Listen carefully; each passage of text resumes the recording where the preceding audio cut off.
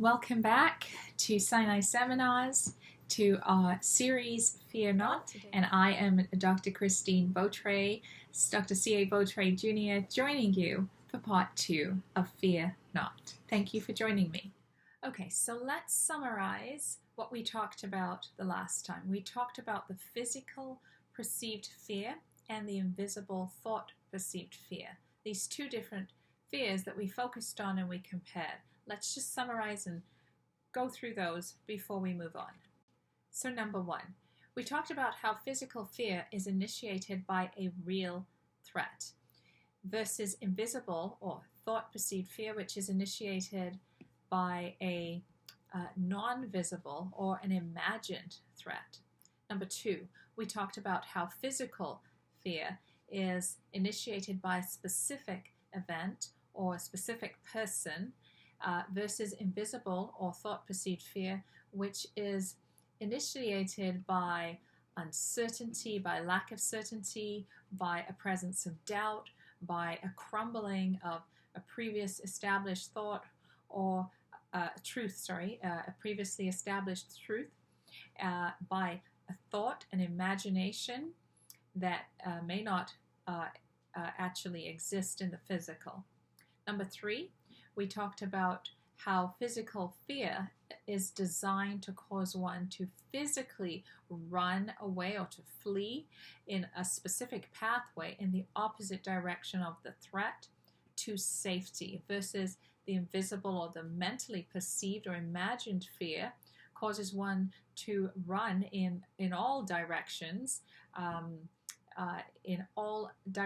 or all thought pathways, simply seeking separation from that threat, but finding that whichever pathway is taken in terms of thought, the threat often follows and infiltrates any and all taken thought pathways with its debilitating bedfellow doubt. Number 4, we talked about how physically perceived fear can normally clearly name the culprit.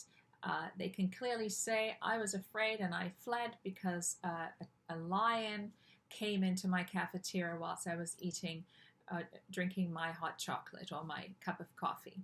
Versus the invisible, mentally perceived fear cannot always clearly name the culprit. It's designed to confuse you, but it will associate specific people, places, and procedures with that need to run. And sometimes the mental run can actually turn into a physical run. So it's very powerfully disempowering. And I'm just going to give a quick example. For instance, people might come into a practice and they might say, I hate the dentist. I'm terrified of the dentist. Those are things that they say. I hate the dentist is a very common one. And when you sit down with the patient, you find out that what they express as the aversion to coming into the dental office is a hatred of the dentist. But when you get down to it, you will find that they're actually petrified of, for instance, having the needle. Or some people will say, I hate the dentist, but when you sit down and find out the story, you'll find that they're actually very averse to not the needle, but being taken back in the chair and being made to feel that they are losing all of their ability or power to sit up when they want to. So again, this invisible or mental fear is very, very disempowering, and sometimes it is harder to just put your finger on it, unlike a physical fear, a perceived fear, which can always be clearly articulated. Okay, let's talk about fear and belief. Now that sounds a little weird, fear and belief, but yes, in order to fear, one requires belief. Now, belief is such a complicated subject that is so deceptively simple. Many years ago, when I was doing my master's degree at King's College, University of London, I remember we had a series of seminars and lectures on belief. And I remember going, oh, this is great. We're going to have a whole afternoon talking about belief. It's going to be so simple. That was because I did not understand how incredibly complicated belief is, how belief impacts human behavior, human perception, and how belief systems, when they are changed or when they are distorted, totally drive human behavior. So, belief and fear. So, physical initiated fear requires a belief in survival. It requires a belief system that says, if I run like the wind away from the threat, in the opposite direction of the threat, I will survive. I'll give you an example. So the eyesight, or the gate of the eye, sees the threat in the physical realm. The body responds appropriately. The subject matter flees to safety. Now let's talk about the invisibly or the mentally perceived fear. This fear also requires a strong belief system. Yes, the person who has this fear has to have a strong belief system, but a strong belief system in the negative anticipated outcome, and a belief system that tells them or convinces them and accepts, and they have to accept, that the negative is the only outcome. You see that fear is in the opposite direction of faith. In part 1, we talked about the concept of a wall of belief, a wall of established truths that is around every person. And we talked about what happens when that wall is breached, when there is a breach in the wall caused by doubt, caused by an event that causes doubt. It can be traumatic, or it can be a repetitive, insidious, repetitive attack on that wall. So let's talk about the breach on the wall, in the wall. Physically induced fear can occur in people with a well-established wall of healthy, positive belief systems. If I have a healthy wall, a healthy, positive belief system around me with no breach in the wall, but I see a lion walking into my cafeteria whilst I'm having my hot chocolate, you better believe it, I'm going to leg it out of there. If I happen to be having my cup of coffee and I see a mouse run across the ground, I'm going to jump on that table faster than the greatest Olympian vaulter. You can be assured of that. The invisible induced fear occurs when there is a breach in the wall of established, healthy, positive beliefs. That is when the invisible or the mentally induced fear occurs. It does not occur when the wall is intact. Okay, so let's talk and let's dissect a little bit more about what exactly is the physically induced fear. So, number 1, it is the automatic protective reaction to a tangible, harmful physical stimulus or situation which involves fleeing to preserve life. For instance, the repetitive example I keep on giving you about the lion walking into your cafeteria.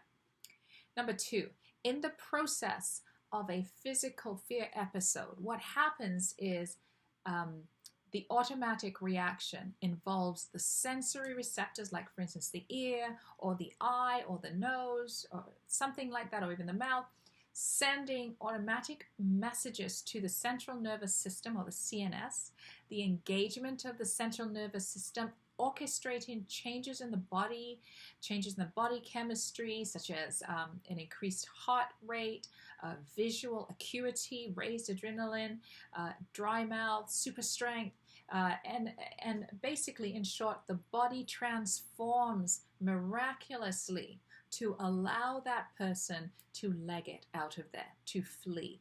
out of there to safety. Now, if you've ever had a traumatic emergency situation where you had to flee out of there, you will be able to attest to the strange things that occurred in your body. All of a sudden, you were suddenly very strong. All of a sudden, you could suddenly run very fast. And all of a sudden, your eyesight even suddenly became super intense and accurate. You know, there are lots of reports of this. But here's the interesting thing. These amazing super transformations, I call them the incredible changes of transformation in the body, they disappear as soon as the threat has been outrun. As soon as the emergency is abated, you go back to being normal you. Physical induced fear is protective, it is short-lived, it is designed to keep us safe so we can continue to overcome more physical threats and continue to go on to live our destiny, our purpose on earth. It does not affect our destiny or our purpose on earth, but it does protect our physical body, and by virtue of that also our mind and everything that we've been put on earth to do. It's protective. So now let's contrast that with invisible fear. So what is invisible fear? It is the automatic reaction to an imagined or a perceived stimulus or situation which causes the body to react as if it were fleeing to preserve life from a physical threat. For instance, as though a lion had walked into your cafeteria whilst you were having your coffee. It is, and this is really important to understand, that it is as powerful a reaction. It is as powerful as a real, tangible, physical threat. The automatic reaction involves powerful, dramatic changes in body chemistry, just like we talked in the previous description of the physical fear, such as the increased heart rate, increased visual acuity, raised adrenaline, dry mouth, super strength, ability, all of that stuff, everything. The body begins to transform to prepare the person to physically flee, and that's a transformation, because body chemistry changes and that person gets ready to flee. You cannot run physically from something that is not physically there. Where are you going to run to? This is a different kind of a threat. It doesn't exist physically. It exists in your mind. Let's see what happens here. It is the thought that causes the trigger. The thought, whether it's doubt, whether it's whatever it might be, that thought triggers off the central nervous system messaging in the body. And that, of course, triggers off everything we talked about, that transformation.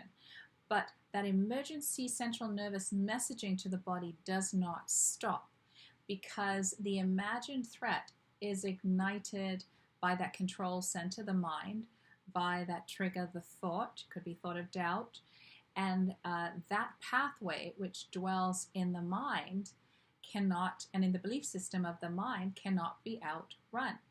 So the enemy has infiltrated the thoughts and the belief system of the mind, and so that trigger continues firing off, and the body continues to react as though there is an emergency happening, and that person is experiencing that awful, consuming, disempowering, terrifying fear, that invisible fear that they cannot outrun. So, invisible fear is like a parasite. It uses the pathway of physical fear. Physical fear is there to protect us.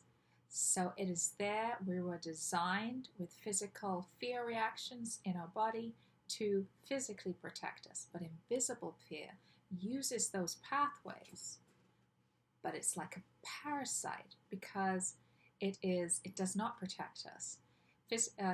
Invisible fear is chronic. and it's designed to keep us in a chronic, stuck state of fight and flight until our body chemistry becomes totally exhausted, depleted, and so does our minds.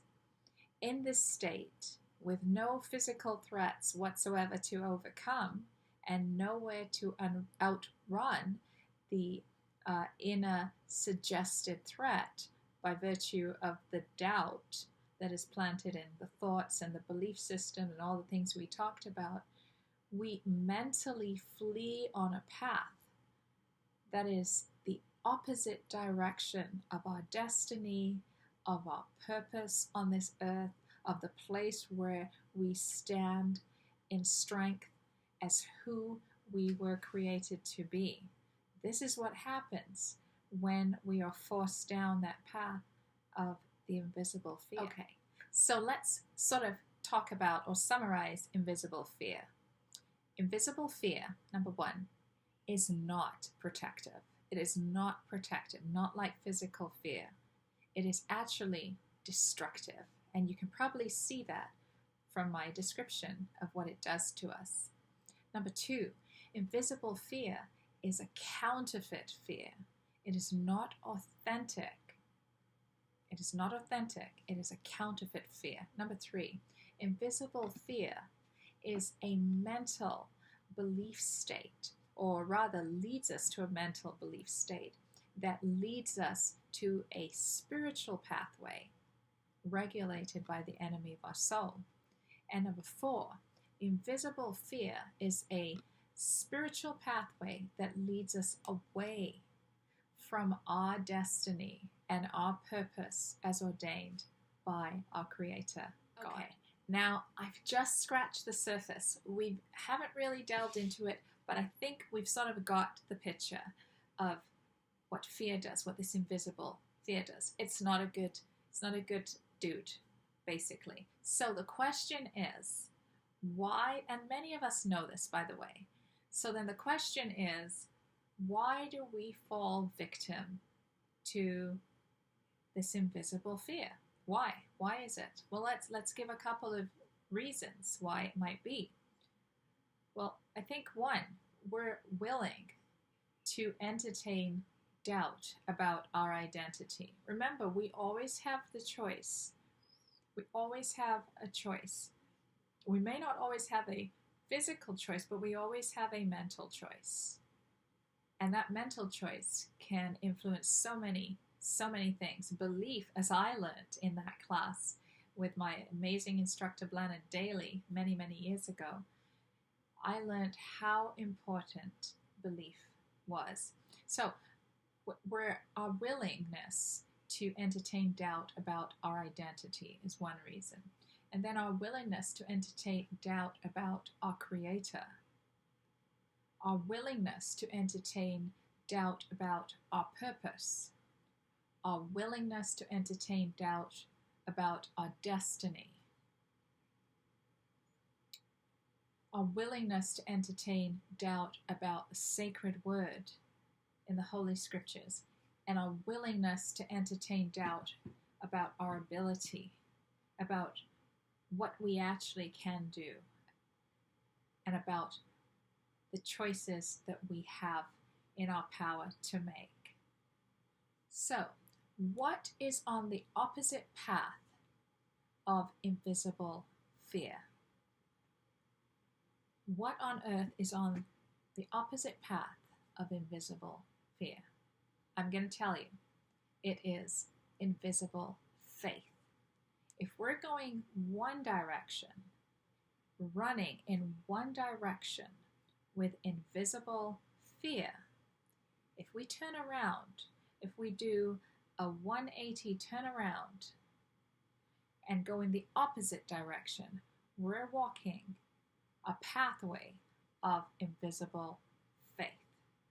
So friends, thank you so much for sharing this time with me. We've talked about what physical fear is and what invisible fear is, and now we've come to the subject of faith. And in part 3, we're going to talk about invisible face. As usual, at the end of my sections, I like to tell you a little story. This story is actually about how I became a victim of fear, invisible fear, when I was a dental student, just beginning my clinicals in oral surgery. It's a really interesting story, and it taught me a lot. We were all very, very excited to start a rotation when I was a dental student in oral surgery. And so we learned all of the theory of how to freeze up patients, inject patients, and now came the big day when we went down to the clinic, and for the first time ever, we injected patients and we froze them. And there were patients who came to the teaching school. It was a teaching school, a dental teaching school, of course, and so we had real patients. All of us were petrified. We were not permitted to do anything other than to follow our protocols and our instructions and to freeze the patient. And that's exactly what all of us were to accomplish that day. My patient was a middle-aged lady from Jamaica, and when she saw me, she asked me a lot of questions, and I spoke to her, and I hoped she didn't see my hands shaking because I was very nervous. And I followed all the instructions, got the go-ahead step by step from my instructor, and I gave her what we call an inferior dental block, which is the freezing of the lower jaw. And when I had finished, I was so glad that I had not injured her, and I was ready to leave when something very strange and very scary. She called me back, and she told me that she had never had such a great freezing, and she was very happy. I was extremely flattered, and I was very happy, and I said, "Thank you so much. It means so much to me. You boosted my confidence so much." And I was about to leave when she grabbed my arm, and she said, "No, I want you to take out my tooth." Well, I was petrified. To cut a long story short, I explained to her that I was just, this was my very first day and given a freezing, and I did not know how to take out a tooth. And she insisted. She said, "You will take out my tooth. The way you froze me, that's what that I want you to take it out." And she wouldn't take no for an answer. So finally, I got my instructor to come over just to explain to her that it was not possible. To my horror, my instructor said, "Well, I don't see why you can't do it now. I will stand with you, and you were going to do it in a couple of weeks anyway, so if she wants you to go ahead, I'll let you go ahead and do it." And so my instructor stood with me and guided me through the entire procedure, and I took out a lower wisdom tooth for the first time. I was the first person in my year to do that. I was so proud, and I was so happy, and this lady was so happy, and it was just, and she pronounced all of these wonderful things on me, and I was so happy. Once we got round to extracting teeth, a couple of weeks later, it was so awesome. I helped my colleagues, they helped me, we had a wonderful rotation. It was such amazing fun. The patients were happy. We were just so confident. We were doing so well, and I was just so happy and excited and so super confident that this was just a wonderful area of dentistry where I was doing really well. And then something happened. The next rotation, we changed instructors, and there was a new instructor, and for some reason that none of my colleagues could figure out, and I certainly couldn't figure out, from day one, she took an instant dislike to me. And she said to me things like, "What are you doing? Why are you holding the instrument that way? You're just no good at this. You're going to break everything. You don't know what you're doing." And my colleagues were coming up to me and saying, "What's with this lady? Why does she dislike you so much? Why is she talking to you like that?" And I said, I don't know. Under this instructor's tutelage, I went from loving it, being able to take out any tooth, loving every challenge, to being terrible. Every tooth I touched, I broke. Every tooth I touched, I couldn't get it out. I had no confidence. My confidence went from 100 to 0 because I accepted, because I made the choice to accept what she said. And honestly, every time she saw me, she would say something. When I paraphrase, it would be something like, "You are totally useless. You don't know what you're doing," is what she kept on telling me again and again. And I began to believe. Of course, in those days, I didn't know anything about fear or beliefs or anything like that. I was just a dental student. But let's go through that process and let's see what actually happened. So my first wonderful experience with the wonderful patient, the outstanding instructor, had established this wall of truth around my belief system. But enter in my second instructor with her voice of criticism and doubt, and that began to chisel, because it was a repetitive chiseling away, and hey, in came that breach in the wall, in came that tyrant fear, because I was afraid. I thought, well, I'm no good. I'm just so terrible. And that began to infiltrate everything. Once that fear got in, it actually did exactly what she said it would do, because I didn't kick it out. Okay, so now let's dissect what happened to me for the purpose of seeing what fear does. Okay, 27 years ago. This was a long time ago, but the lesson is still very relevant. So let's see. So first of all, I had a positive but shallow belief system concerning extractions, right? And why do I say shallow? Because I was just a student. I hadn't done very many. I'd only had one session, one rotation, okay? So it wasn't very firmly grounded. It wasn't a very firmly grounded belief, but it was a positive initial belief, which was a good start. But then there was repetitive introduction of doubt. Repetitive introduction of doubt. And that was a very negative experience. For instance, you don't know what you're doing. You're going to break every tooth. Why are you standing like that? Why are you holding the instrument like that? You don't know what you're doing. You shouldn't be in this year. Those kind of things. Very, very negative, repetitive introduction of doubt. Now, what does doubt do? Doubt begins to knock at that wall of your established belief, right? It begins to knock. And as it knocks hard enough, especially at a belief that is not that well grounded, not that well enforced every day, it can knock a hole right into it. And when it does, fear enters in. We give permission, or we make the choice to allow fear to enter in. That's exactly what happened. And once fear enters in, it distorts that previous perception. So previous perception was, I love this. This is so great. It's so easy. I can do it. And if you believe you can do it, you can do it. But then you turn it around and you make a choice to invite fear in. If you don't invite fear in, it cannot get in. We have to make a choice to invite fear in. And then, of course, what happens is once fear is in, you hate that thing, because we always hate the thing that we fear, right? So I hate the dentist. Really? Or do you fear the dentist? I hate the extraction. I can't go to that rotation today. That's what happens, right? And then there is a distortion of that belief.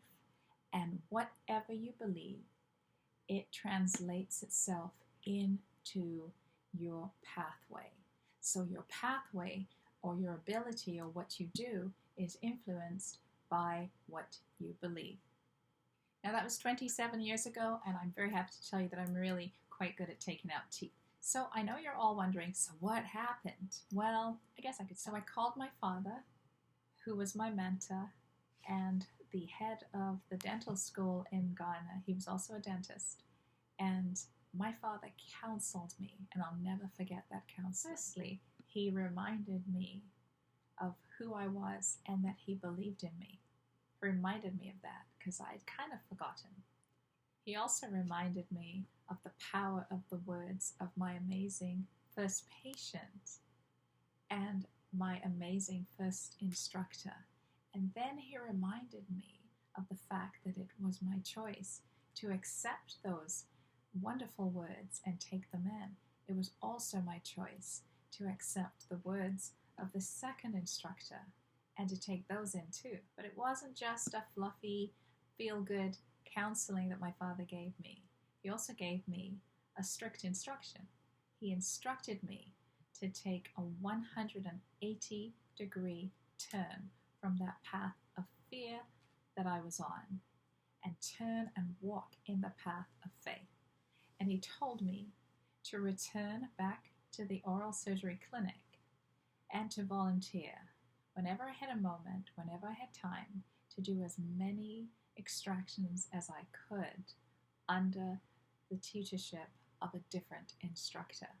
Well, it was almost at the end of the term by that time. That's exactly what I did.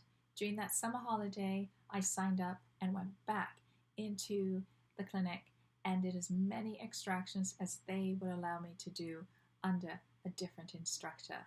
And I tell you, it changed everything. It turned everything around. And all of the fear that I had developed and allowed was absolutely washed away. But what came that was very interesting is now I had an absolutely clear understanding of what had happened. So friends, that's a little bit of a summary about what can happen when we allow fear to come in. But it's also a story that gives us a bit of an idea of what happens when we actually make a choice, though it's difficult, to turn away from that path of fear and turn 180 degrees around and take another path. And that path is the path of faith, which leads us towards our destiny, our identity, and everything that we are created for. So let's continue part 3 tomorrow, and we're going to be talking about the pathway of faith.